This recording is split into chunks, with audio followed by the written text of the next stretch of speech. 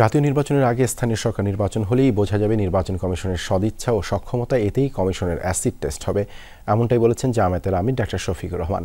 সকালে ময়মনসিংহের circuit house মাঠে জামায়াতের কর্মী সম্মেলনে অংশ নেন তিনি। এ সময় শফিকুর রহমান বলেন, জামায়াত আগামীতে এমন একটি বাংলাদেশ চায় যেখানে কোনো জুলুম নিপীড়ন হবে না, নতুন কোনো ফ্যাসিবাদের সৃষ্টি হবে না।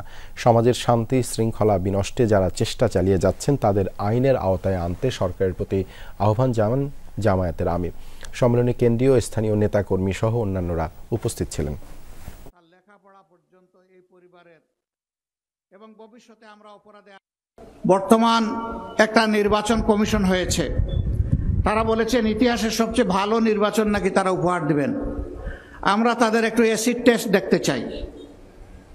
তারা জাতীয় সংসদের নির্বাচন যেটা দিয়ে দেশ শাসন হবে 5 বছরের জন্য জনগণের ম্যান্ডেট নিয়ে, সেই নির্বাচনের আগে তারা জনগণ এখন সাফার করছে স্থানীয় সরকারের বিভিন্ন জায়গায় প্রতিনিধি না থাকার কারণে।